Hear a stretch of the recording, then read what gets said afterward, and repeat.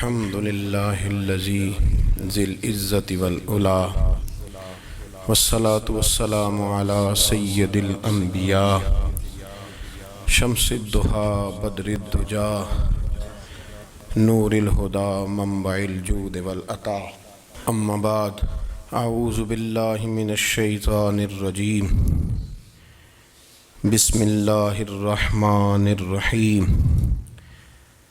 قل للمؤمنين يغضوا من أبصارهم صدق الله العظيم وصدق رسوله النبي الكريم ونحن على ذلك لمن الشاهدين والشاكرين والحمد لله رب العالمين إن الله وملائكته يصلون على النبي يا أيها الذين آمنوا صلوا عليه وسلموا تسليما الصلاة والسلام عليك يا سيدي يا رسول الله وعلى آلك وأصحابك يا سيدي يا حبيب الله. تمام تعریفیں حمد اور ثنا اللہ تبارک و تعالی کے لیے. درود و سلام نبی اکرم نور مجسم شفیع معظم آقا کل ختم رسول دانائے سبل احمد مجتبیٰ جناب حضرت محمد مصطفیٰ صلی اللہ تعالی علیہ وسلم کی ذات والا صفات کے لیے حمد و صلات کے بعد، اسلام فطرت کے عین مطابق دین ہے. نبی پاک صلی اللہ تعالی علیہ وسلم نے فرمایا ہے کہ میں اخلاق عالیہ کی تکمیل کرنے کے لیے دنیا میں آیا. جتنے اخلاق ہو سکتے تھے، جتنی خوبصورتیاں ہو سکتی تھیں، جتنی اللہ کو محبوب تھیں، وہ ساری میرے نبی کریم نے بیان فرمائی. ساری رسول کریم صلی اللہ تعالی علیہ وسلم نے بیان کر دی ہیں جتنی خوبصورتیاں ہو سکتی تھیں. کچھ لوگ ایسے ہوتے ہیں جو بیچارے بائی نیچر ہی کچھ پریشانیوں کا شکار ہوتے ہیں، اور قرآن مجید نے جو ارشاد فرمایا نا کہ کچھ لوگ نفس کی خواہش کو اپنا خدا بنا لیتے ہیں، تو وہ بلا وجہ بھی بہت ساری باتیں کرتے ہیں جن کا کوئی وجود نہیں ہوتا. عورت کو حقوق دلانے کے لیے بہت سارے لوگ بہت ساری غلط باتیں کرتے ہیں.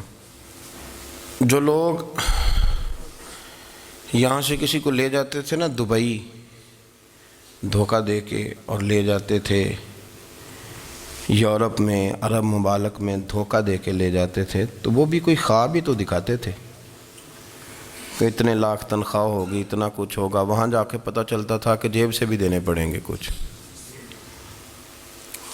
بہت سارے لوگ ایسے ہوتے ہیں، وہ سارے خوبصورتی کے نام پر ہی دھوکہ دیتے ہیں. آپ کو پتہ ہے کہ جو آدمی کسی کو لالچ دیتا ہے تو کسی کو لوٹنے کے لیے اسے لالچ دینا بڑا ضروری ہوتا ہے. لوگ پہلے لالچ دیتے ہیں پھر لوٹتے ہیں. پہلے مکمل لالچ دیتے ہیں، یہ چیز مل جائے گی، یہ چیز مل جائے گی. لوگ مکمل لالچ دیتے ہیں، اس کے بعد پھر لوٹتے ہیں. اور اگر لالچ نہ دیں تو کوئی آدمی قابو آئے گا؟ لوگ لوٹتے ہیں لالچ دے کر.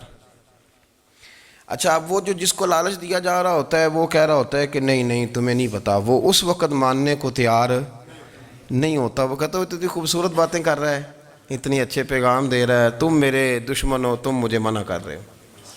ہوش تب آتی ہے کہ جب سب کچھ لٹ جاتا ہے.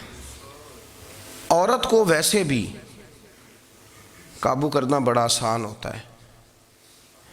اعلیٰ حضرت بریلوی رحمۃ اللہ علیہ فرماتے ہیں بیٹیاں نازک شیشیاں ہوتی ہیں، ان کو تو ذرا سی چوٹ لگے تو ٹوٹ جاتی ہیں.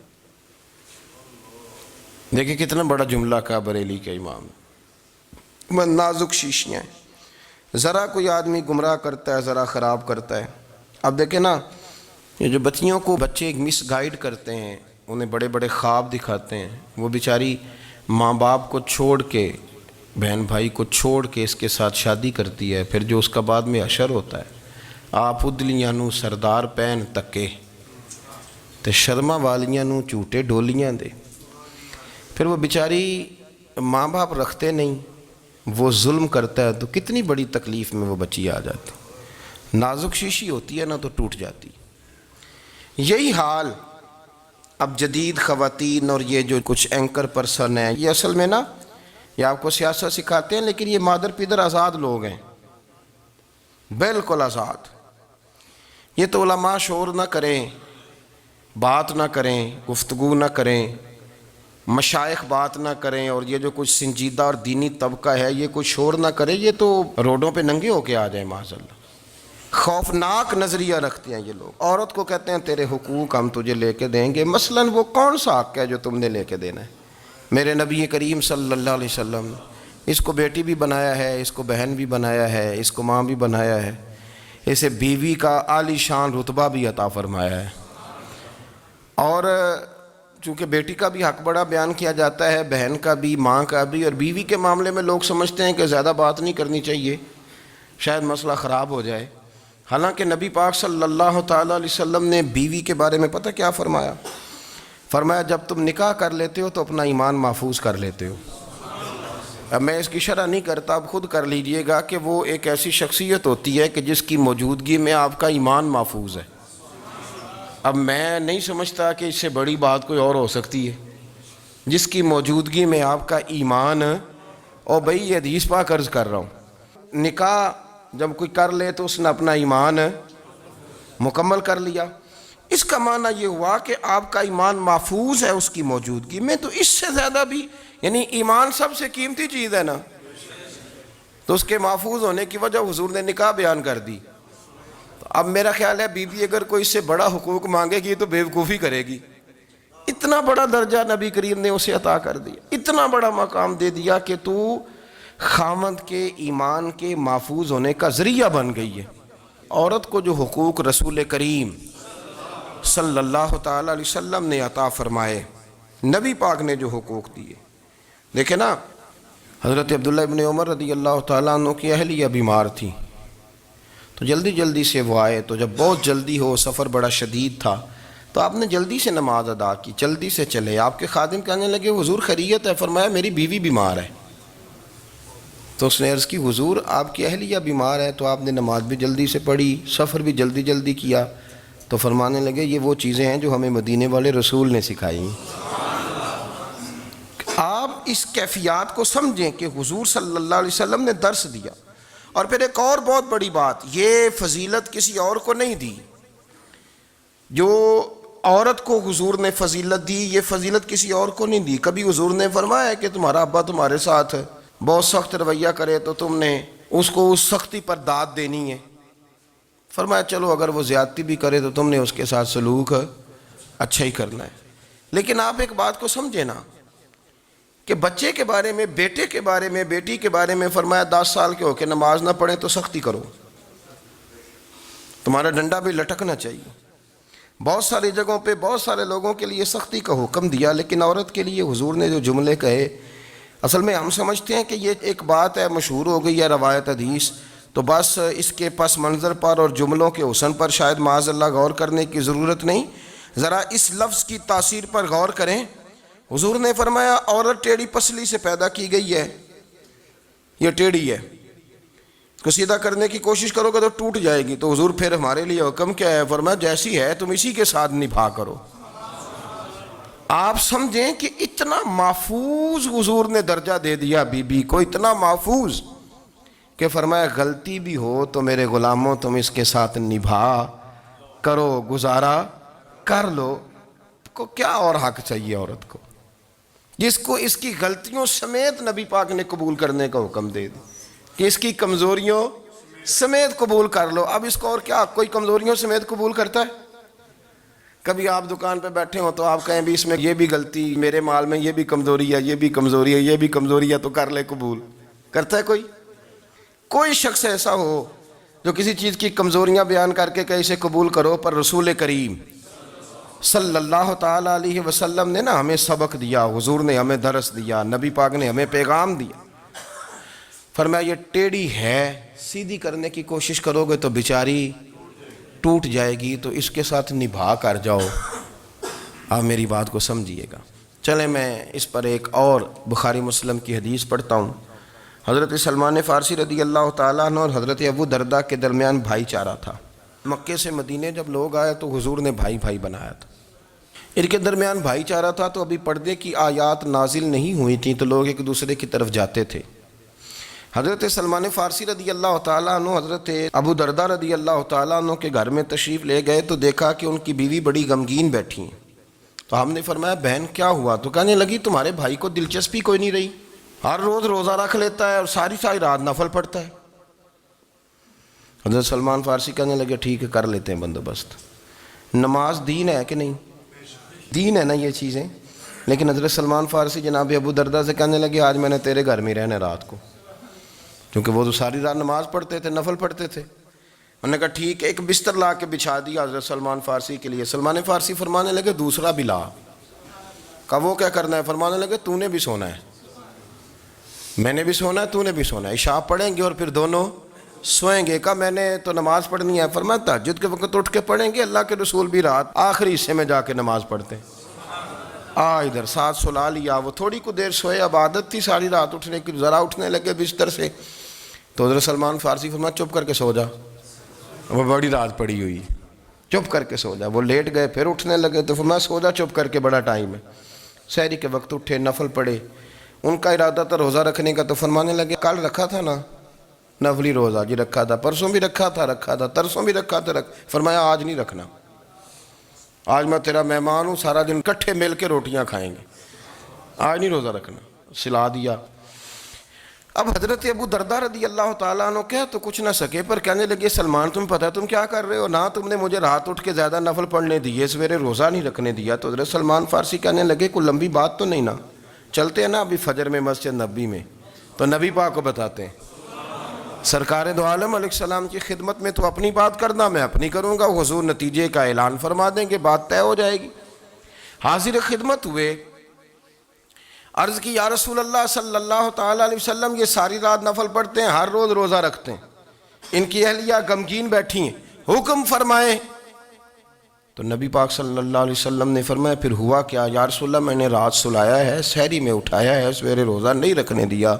نبی پاک نے فرمایا سلمان فارسی نے ٹھیک کیا ہے، سلمان فارسی نے ٹھیک کیا. پھر حضور نے فرمایا، نبی کریم نے فرمایا ابو دردہ تیرے اوپر اگر اللہ کا حق ہے، اس کے رسول کا حق ہے، دین کا حق ہے، تو فرمایا تیری آنکھ کا بھی تیرے اوپر حق ہے، تیرے وجود کا بھی تیرے اوپر حق ہے. یہ حضور نے فرمایا تیرے بچوں کا بھی تیرے اوپر حق ہے، تیری بیوی کا بھی تیرے اوپر حق. اس حق کو بھی سمجھے.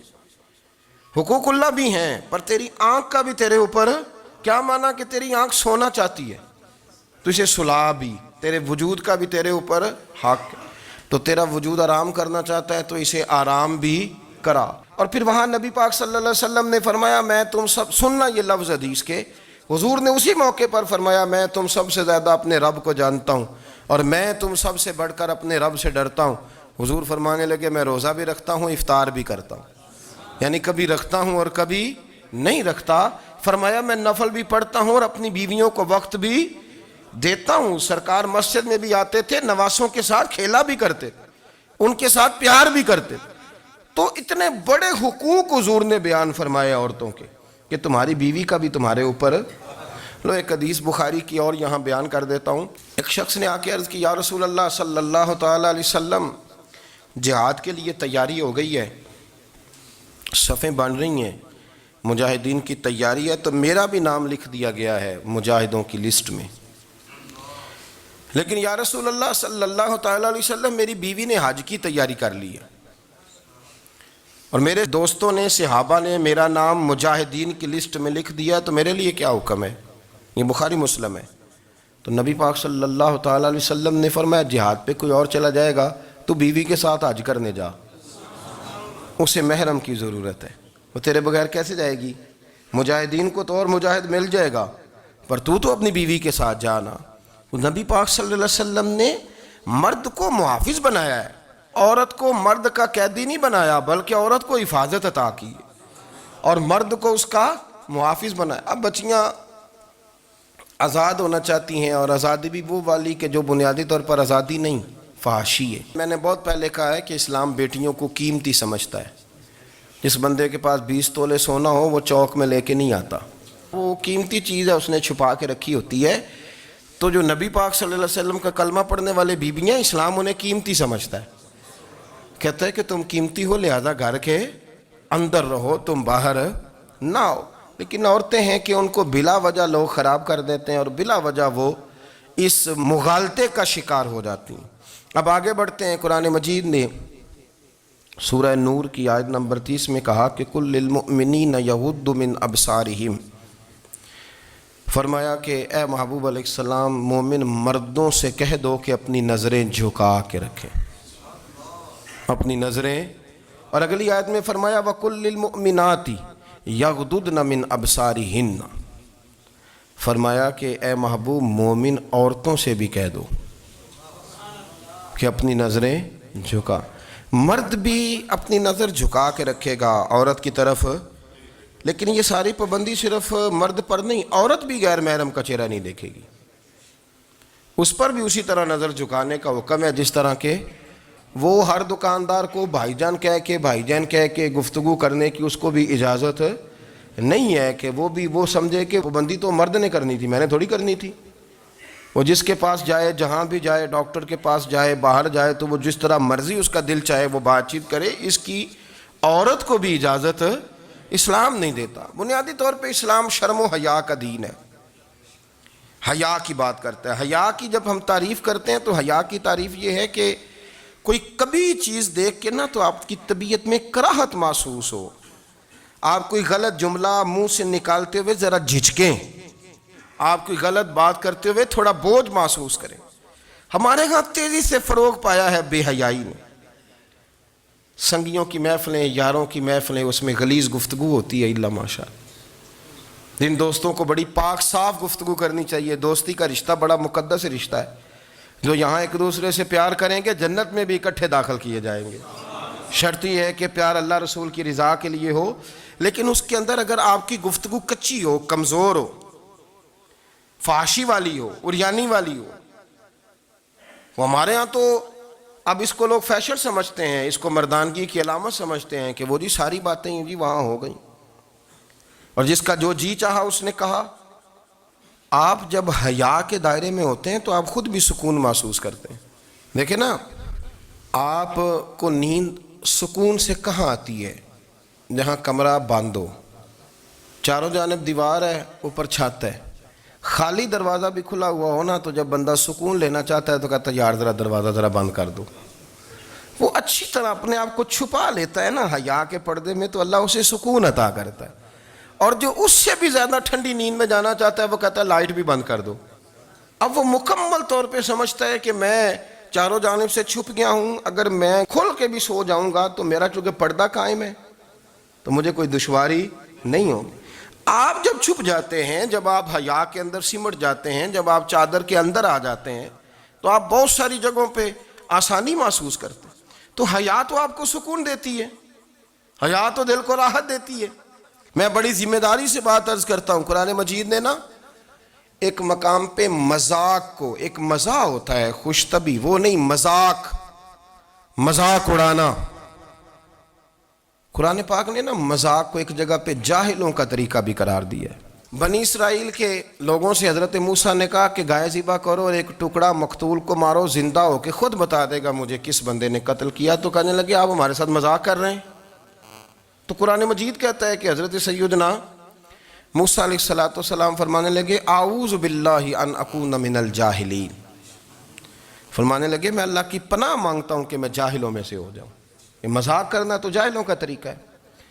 اگر آپ کی زبان سے بے حیائی کا جملہ نکل گیا، اگر آپ کی زبان سے بے حیائی کا جملہ نکل گیا، آپ نے کہہ دیا کہ ہم آزاد لوگ ہیں، جو مرضی کریں گے، جو مرضی کہیں گے، جو ہمارا دل میں آئے گا کریں گے، تو پھر تو لوگ آپ کا وہ حشر کریں گے کہ آپ سے برداشت ہی نہیں ہوگا۔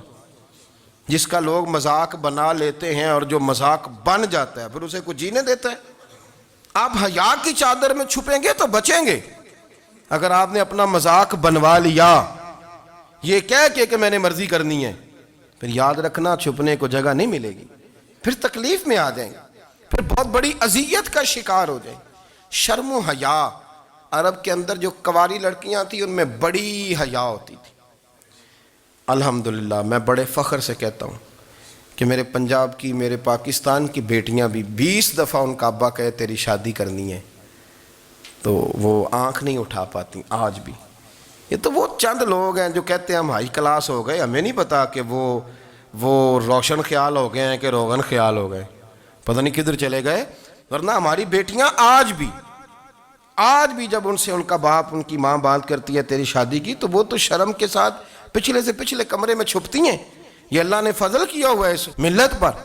تو عرب کی لڑکی بڑی حیا والی ہوتی تھی، اس سے کوئی بات کرنی پڑتی تھی تو 20 دفعہ بات کی جاتی، پھر بھی وہ عورت چھپتی پھرتی تھی۔ حضرت عائشہ صدیقہ رضی اللہ تعالیٰ عنہ فرمانے لگیں میرے نبی پاک صلی اللہ علیہ وسلم عرب کی کواری لڑکیوں سے بھی زیادہ حیا کرنے والے۔ قاضی اعجاز مالکی نے، شیخ عبدالحق محدث دہلوی نے، دیگر بزرگ جو سیرت نگار گزرے، انہوں نے لکھا ہے کہ نبی پاک صلی اللہ علیہ وسلم کے اندر 100 مردوں سے زیادہ طاقت تھی، 100 مردوں سے زیادہ طاقت۔ اب جو بات کہنے لگا ہوں، جو نتیجہ دینے لگا ہوں، اس پر خاص توجہ آپ فرمائیں گے۔ ذرا فکری طور پر، نظریاتی طور پر ایک چیز کو سمجھیے۔ ہم سمجھتے ہیں کہ جوان لڑکا ہے جی جو مرضی کرے، عمر ہے جی۔ آپ ذرا بات پر غور کیجئے گا کہ حضور صلی اللہ علیہ وسلم میں طاقت 100 مردوں سے زیادہ ہے اور حیا کواری لڑکیوں سے بھی زیادہ ہے۔ ذرا اس بات کا تقابلی جائزہ کیجئے گا کہ طاقت 100 مرد سے زیادہ ہے لیکن حیا کواری لڑکی سے بھی زیادہ ہے۔ اس کا معنی یہ ہوا کہ جس ٹہنی کو پھل زیادہ لگ جاتے ہیں وہ جھکا کرتی تو حیا تو حسن ہے، حیا تو آپ کو پاک صاف کرے گا، حیا تو آپ کو نرالا کرے گا، انوکھا کرے گا۔ وہ ہمارے ایک دانشور ہے تو انہوں نے مضمون لکھا، کئی باتیں بڑی پسند آتی ہیں۔ وہ کہتے ہیں کہ میری اہلیہ، ان کو بھی کسی نے مس گائیڈ کر دیا تھا، حالانکہ اچھی خاتون ہے، کسی نے مس گائیڈ کر دیا، تو وہ بھی سماجی اور ویلفیئر اور یہ خواتین کو شوق ہوتا نا بننے کا، تو وہ بھی سماج کے اندر اچھا مقام تلاش کرنے کے موڈ میں آ گئی۔ تو کہیں ایک دن جانا تھا تو بڑی بن سنور کے میرے ساتھ وہ گاڑی میں بیٹھ گئی۔ تو میں گاڑی میں، عورتوں کو یہ بھی مسئلہ ہوتا ہے نا کہ ہماری تعریف کرو، تو کئی دفعہ بعد مردوں بیچاروں کو جھوٹ بولنا پڑتا ہے، تو زبردستی کراتی ہیں نا جی۔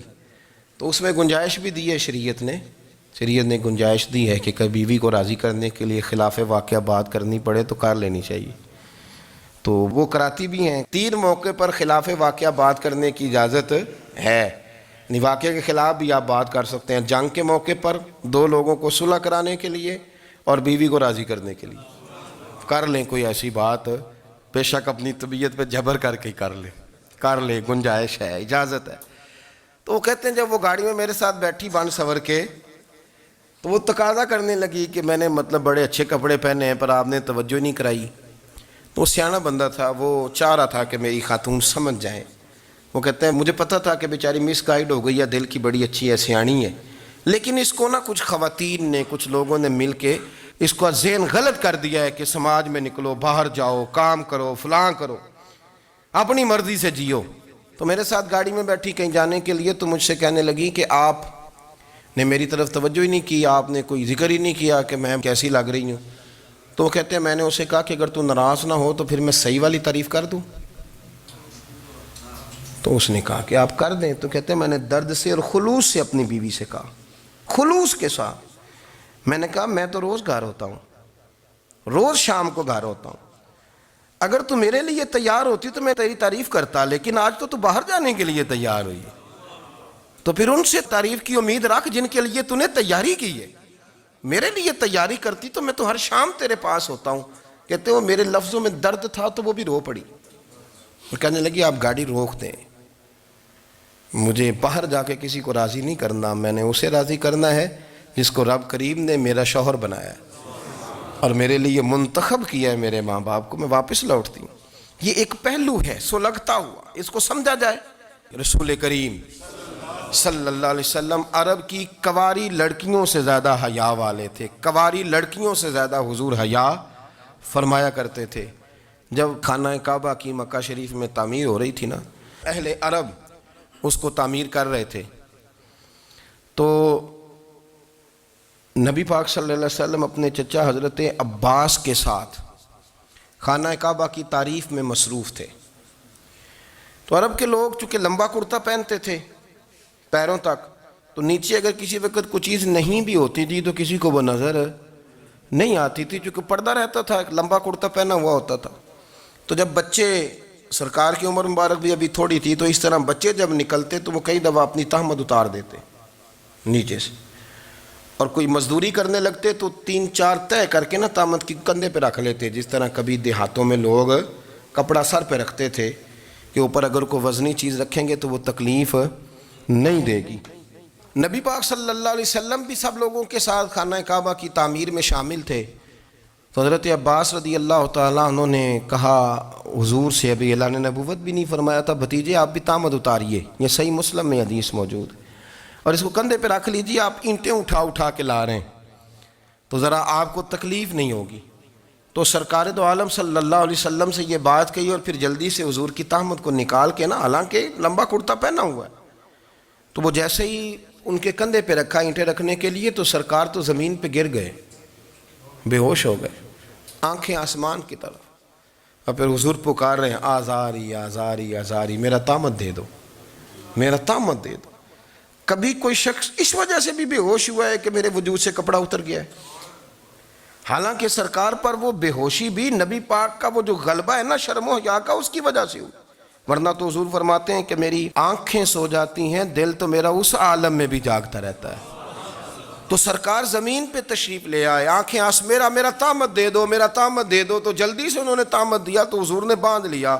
پھر طبیعت مبارک میں تسلی ہوئی، یعنی ہم اس رسول کے غلام ہیں کہ جن کے تو وجود سے کپڑا اتر جائے تو حضور برداشت نہیں کرتے، قبول نہیں فرماتے، تکلیف شروع ہو جاتی۔ لیکن یہاں نوجوان ہیں اور بڑا قد کاٹ ہے اور بڑے بڑے سمجھدار لوگ ہیں، گرمی آتی ہیں تو شارٹ کپڑے پہن کے گھومتے ہیں، ان کو خیال نہیں کہ یہ وہ والا لباس ہے جو باہر تو کیا گھر میں اماں کے سامنے نہیں پہننا چاہیے، بہنوں اور بیٹیوں کے سامنے نہیں پہننا چاہیے۔ آپ کی گفتگو میں شرم و حیا ہو، آپ کے لب و لہجے کے اندر حسن ہو۔ آپ کو پتہ ہے نبی پاک صلی اللہ علیہ وسلم نے فرمایا میری امت میں سب سے زیادہ حیا کرنے والے عثمان غنی ہیں، عثمان غنی سب سے زیادہ حیا کرنے والے۔ آپ فرمایا کرتے تھے جب سے حضور کا چہرہ دیکھا ہے میں نے کبھی اپنی شرمگاہ بھی نہیں دیکھی، میں نے آنکھوں کا وضو نہیں توڑا، اور جب سے حضور کے دست مبارک میں نے بیعت کے لیے سیدھا ہاتھ بڑھایا تو پھر سیدھا ہاتھ میں نے کبھی گندگی کو نہیں لگایا۔ حیا تھی۔ آپ باتھ روم کے اندر بھی غسل فرماتے تھے تو کپڑوں سمیت کرتے تھے۔ کسی نے کہا حضرت جی واش روم کے اندر کیوں نہیں کپڑے اتارتے؟ آپ فرمانے لگے باہر بندوں سے حیا کرتا ہوں، اندر جاتا ہوں تو رب سے حیا آنی شروع ہو جاتی، وہ تو دیکھ رہا ہے نا۔ تو میں جو بات آپ کی خدمت میں عرض کرنا چاہتا ہوں اس کو آپ سمجھیے گا میرے عزیز، کہ شرم والا مزاج، گفتگو بھی شرم والی، آنکھیں بھی شرم والی، لباس بھی شرم والا، دوستی یاری بھی شرم والی، بہت ساری ایسی باتیں۔ دیکھیں نا آپ ذرا، میں نے کہا کہ باتوں کو سن کے گزر نہ جایا کریں، اس کی گہرائی پر غور کریں۔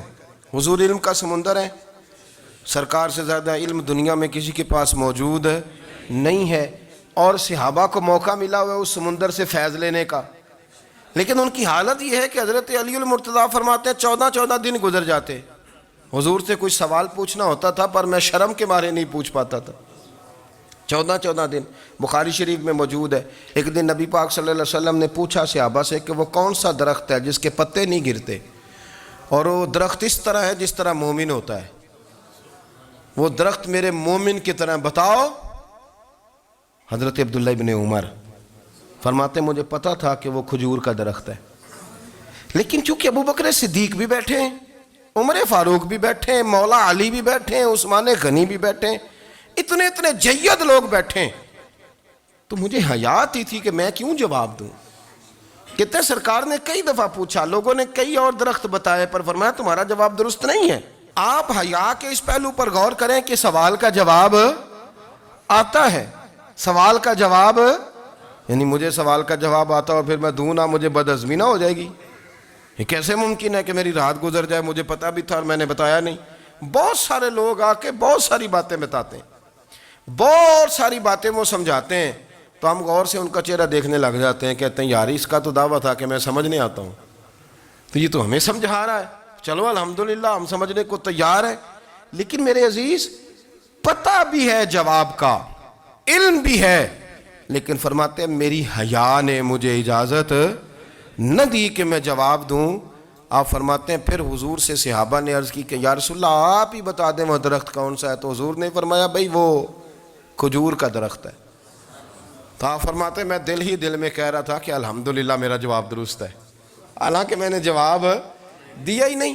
تو لفظوں میں حیا، جملوں میں حیا، آنکھوں میں حیا، اٹھنے میں حیا، بیٹھنے میں حیا، چلنے میں حیا ایک خوبصورت حسن ہے۔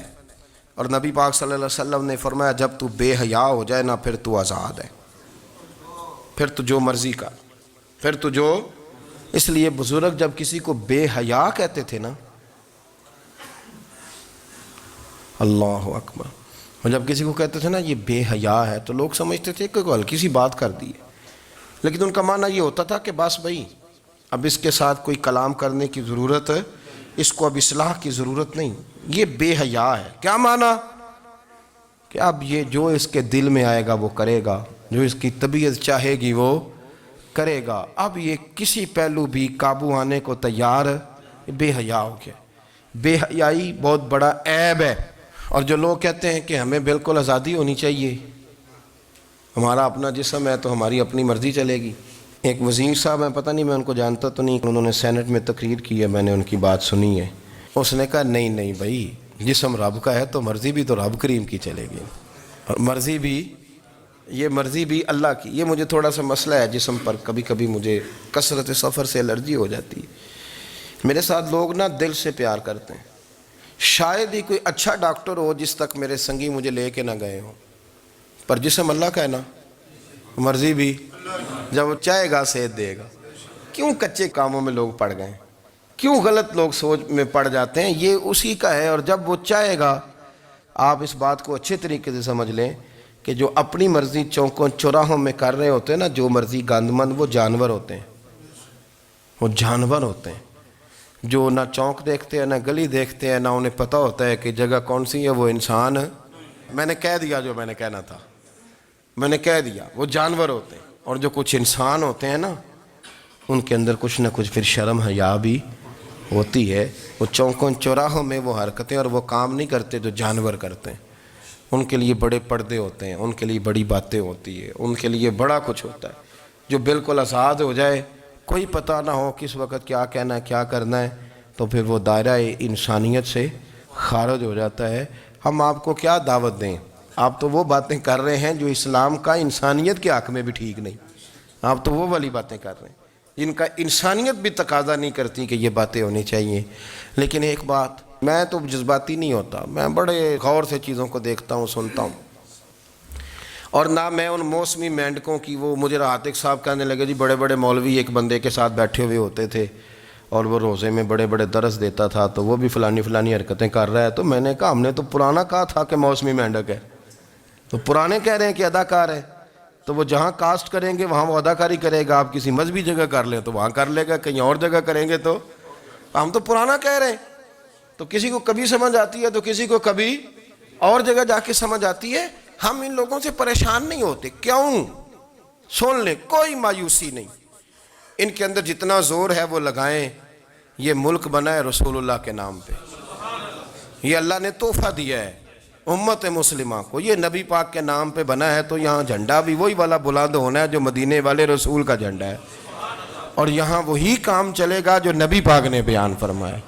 تو اس طرح کئی لوگ آتے ہیں، وہ شور شار کرتے ہیں، چلے جاتے ہیں۔ اتنے نہ پریشان ہوا کریں، بہت سارے لوگ تو بیچارے اس قابل بھی نہیں ہے کہ ان کا نام لیا جائے، مطلب اتنا ہم ان کو اہمیت دے دیں، ان کا ذکر کریں، ان کا نام لیں، ان کی بات کریں، وہ بیچارے اس قابل ہی نہیں ہے، مطلب سٹیٹس ہی نہیں ہے ہمارا۔ اتنے فارغ ہیں ہم کہ اب جو بندہ آئے گا کہانی چھیڑے گا تو ہم چھیڑ جائیں گے۔ اور بھائی اللہ کا فضل ہے الحمدللہ تعالی، لوگوں نے بڑا شور کیا، اور بڑے زمانے سے دنیا شور کر رہی ہے، پر اللہ کے گھر مسجدیں بھری ہوئی ہیں، مسجدیں بھری ہوئی ہیں۔ ہماری بیٹیاں پردے کرتی ہیں، پردے کو پسند کرتی ہیں، وہ حجاب میں رہتی ہیں، وہ سمجھتی ہیں کہ ہمارا اصل حسن کیا ہے۔ تو یہ پراپوگنڈا پرانا چلا آ رہا ہے، اس کا اللہ کے فضل سے امت مسلمہ پہ نہ کبھی اثر ہوا ہے اور نہ کبھی ہوگا انشاءاللہ۔ اللہ تعالی ہمیں حق پر استقامت عطا فرمائے۔